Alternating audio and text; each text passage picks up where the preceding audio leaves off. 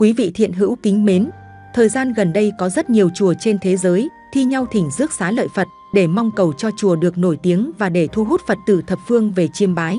Thậm chí, xá lợi còn được giao bán tràn lan công khai trên mạng xã hội với giá vài trăm USD. Chính vì điều này đã khiến cho rất nhiều Phật tử cảm thấy khó hiểu, rồi đưa ra những câu hỏi thắc mắc, xá lợi Phật rất quý hiếm mà tại sao lại đem giao bán? Liệu xá lợi Phật có bị làm giả không? Qua bài viết này, kênh YouTube Tôn giáo Tín ngưỡng mời quý vị thiện hữu cùng tìm hiểu về xá lợi Phật thông qua bài giảng của Thầy Thích Pháp Hòa trong nội dung video chi tiết sau đây. Thầy Thích Pháp Hòa trả lời và giải nghĩa về xá lợi Phật là gì? Một vị Phật tử đại diện cho tất cả đại chúng trong giảng đường đưa ra câu hỏi với Thầy Thích Pháp Hòa. Dạ kính bạch Thầy, xin Thầy hoan hỉ giải thích cho Phật tử chúng con hiểu sự mầu nhiệm của xá lợi Phật thực hư thế nào ạ? Vì những năm gần đây, chúng con thấy có rất nhiều chùa chiền khắp trên thế giới thỉnh rước xá lợi Phật để cho Phật tử thập phương về chiêm bái. Phải có vài trăm USD thì mới thỉnh được một viên xá lợi Phật. Vì vậy Phật tử chúng con nghĩ có phải đó là xá lợi Phật thật hay không? Nhưng nếu đó là xá lợi Phật thật thì có sự linh ứng nhiệm màu gì không? Xin Thầy hoan hỉ bố thí phước tuệ giải thích cho chúng con hiểu với ạ. Nam mô Hoan Hỷ Tạng Bồ Tát Ma Ha Tát.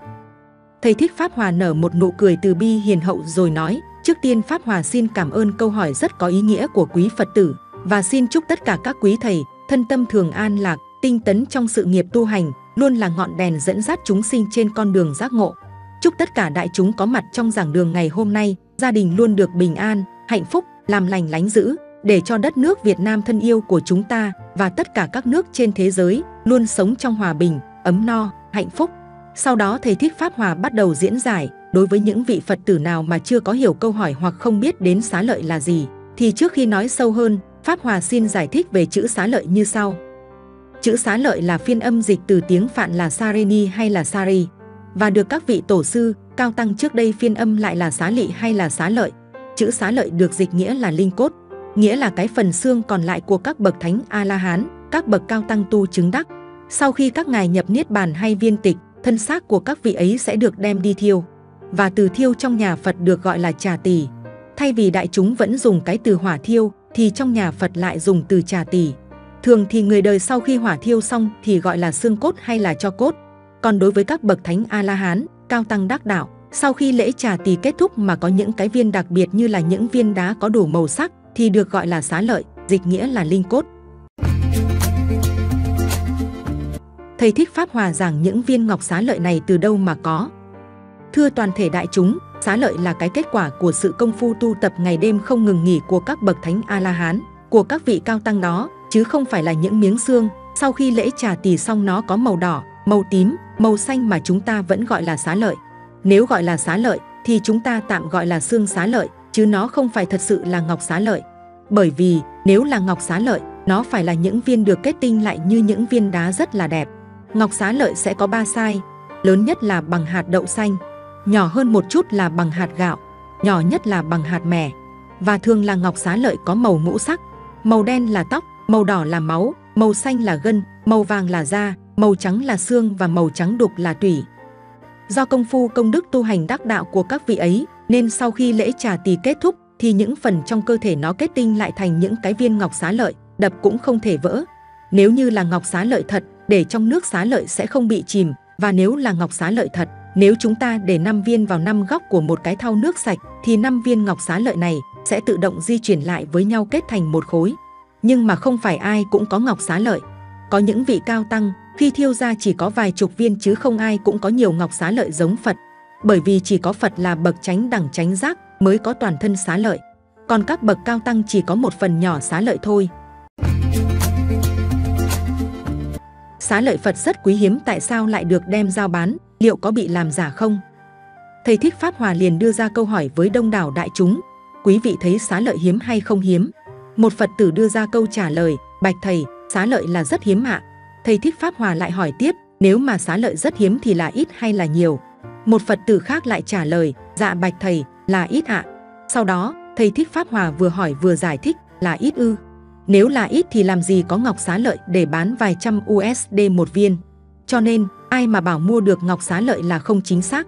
Đó không thể gọi là ngọc xá lợi được, mà phải gọi là ổi xá lị. Làm mấy cái hạt ổi ấy, chứ không thể nào mà bỏ tiền ra mua được ngọc xá lợi đâu.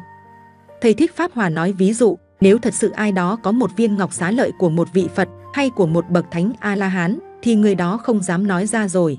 Ví dụ, bây giờ Pháp Hòa có được viên ngọc xá lợi của một vị cao tăng hòa thượng, của một vị Bồ Tát, của một vị A-la-hán hay của một vị thanh văn nào đó. Có quý không? Có dám bán không? Nó là của quý báu mà mấy triệu người mới có được một viên 2 viên thì tại sao mình lại dám bán đi? Mà ngọc xá lợi ở đâu mà có cả chén, quý vị Phật tử có thấy không? Chắc là quý vị cũng thấy rồi á.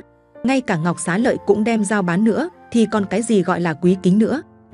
Thí dụ như bây giờ nếu mình hữu duyên, mình có được một viên ngọc xá lợi đó mà có được hoàn toàn là hữu duyên thì mình mới quý kính chứ. Vô tình được người ta tặng cho mình mới quý kính chứ, mà tự nhiên cái duyên lành đưa đến, mình được người ta tặng cho mới quý kính chứ. Còn nếu mà mình bỏ tiền ra mua thì đâu có còn cái gì hay ở đây nữa. Xin thưa với đại chúng, nếu thật sự đã là ngọc xá lợi thì quý kính vô cùng. Nhưng không phải những viên ngọc xá lợi dư thừa để chúng ta đem đi giao bán như vậy đâu. Cho nên quý vị Phật tử đừng có mua những viên ngọc xá lợi đó, phải không? Rồi khi mình chót mua cái gọi là xá lợi đó rồi thì mình không biết được cái nào xá lợi thật, cái nào là xá lợi giả nữa. Cho nên chúng ta đừng tạo cơ hội cho những người sản xuất ra những viên được gọi là xá lợi đó nữa.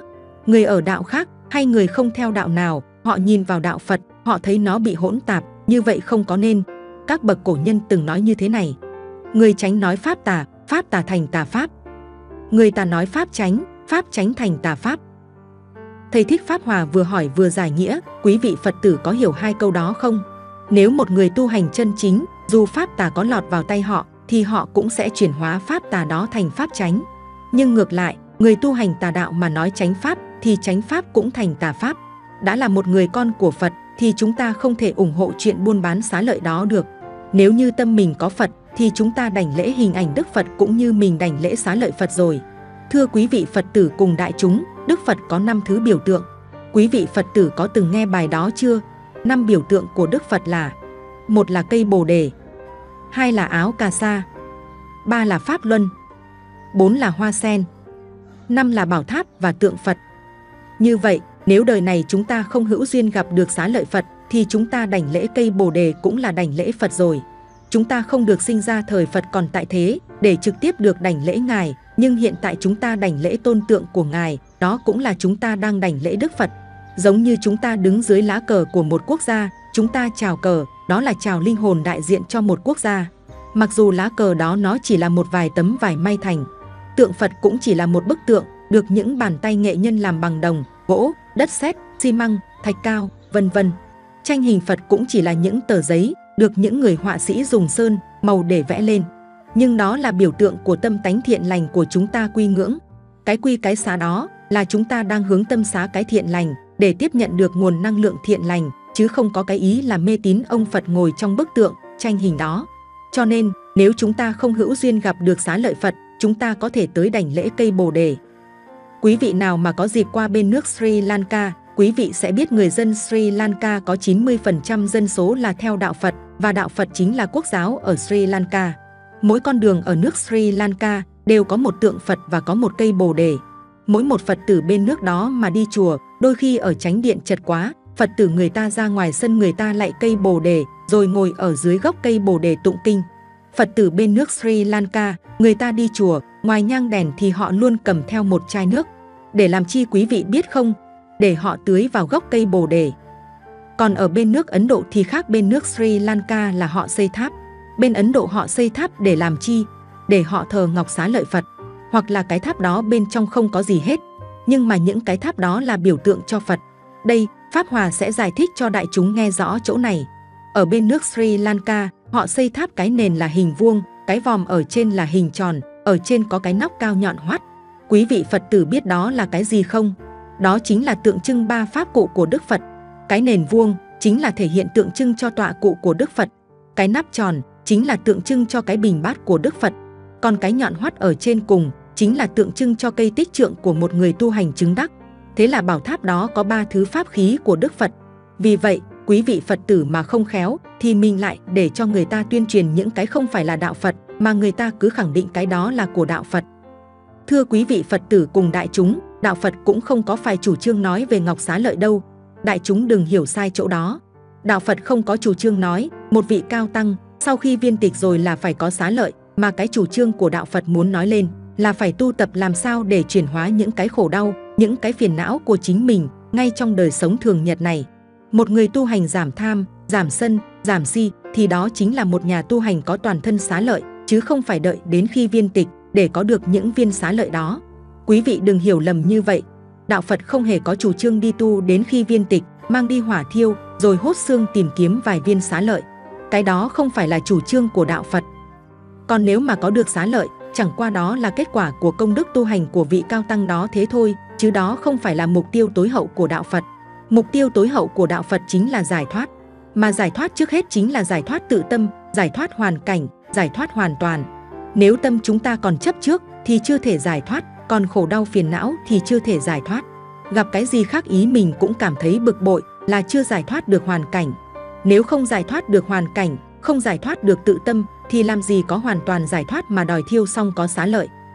Bây giờ nếu chúng ta biết chuyển thân chúng ta đi, ngày xưa mắt chúng ta nhìn hay lườm hay nguyết, rồi cái miệng chúng ta hay nói những lời đâm thọc, cay nghiệt. Bây giờ chúng ta chuyển hết mấy cái đó đi, rồi tự nhiên con người chúng ta nó thành nguyên một người đàng hoàng có toàn thân xá lợi đó. Xá lợi đó lại biết đi, biết nói, biết cười, biết cảm hóa chúng sanh, mà không cần phải tìm những viên xá lợi vẫn được người ta giao bán đó. Cho nên, công đức tu hành mà có được xá lợi thì tốt, nhưng nó không phải là chủ trương tối hậu của Đạo Phật. Quý vị đừng lầm cái đó. Mình là một người Phật tử thuần thành, biết học đạo, biết tu đạo, biết nghe Pháp, thì chúng ta đừng để những cái ràng buộc đó làm khó mình. Quý vị có biết những bậc tu hành đắc đạo, trước khi viên tịch các ngài dặn lại như sau: sau khi lễ trà tỳ của ta kết thúc, toàn thể đệ tử của ta không ai được đi tìm xá lợi. Đó chính là các ngài không muốn chúng ta bận lòng cái chuyện đó. Nội dung video trên kênh Tôn giáo Tín ngưỡng đến đây xin phép được khép lại. Nếu thấy video hay xin các bạn hãy nhấn like, bình luận và chia sẻ để lan tỏa nội dung video này tới cộng đồng. Quý vị và các bạn nhấn đăng ký kênh và nhấp vào biểu tượng chuông dưới góc phải màn hình để nhận được thông báo những video tải lên mới nhất. Cảm ơn quý vị và các bạn.